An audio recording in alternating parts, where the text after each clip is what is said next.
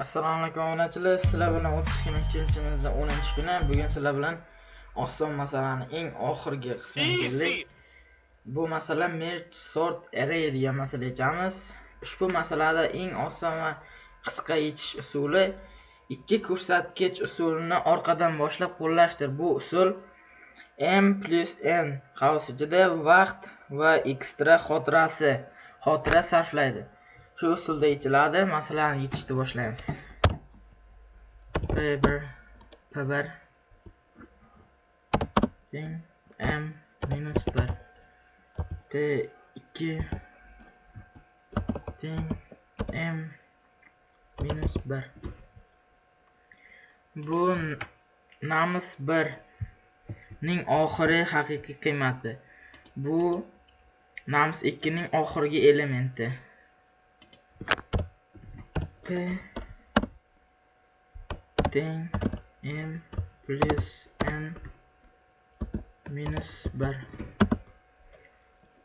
Bu nams 1 ning umumiy oxirgi joyi. Ikkala massivda ham elementlarni bor ekan, kattasini oxirga qo'yamiz. While p1 0 and p2 0. If nums 1 p1 katta nums 2 p2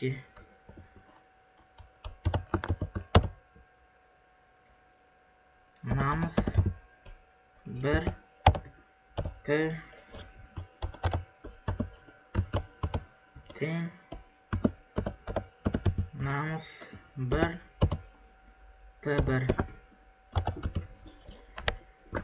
p1 ayiramiz.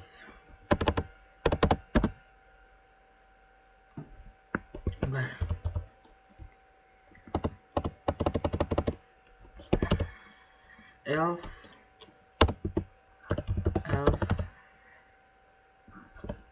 nums 1 p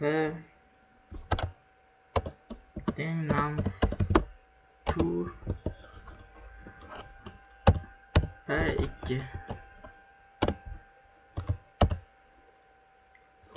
p2 minus 1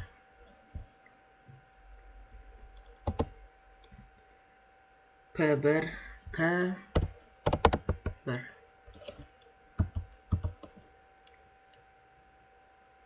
Agar nums 2 da hali joylashmagan elementlar qolgan bo'lsa, while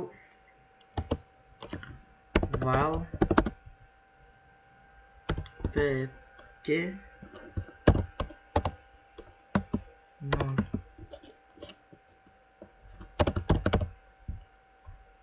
nums 1 p nums 2 p2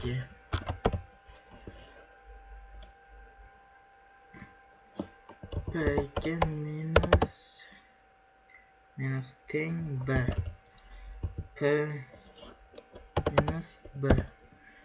Kodimizni tekshiramiz. Nani? Kodimizda xatolik chiqdi.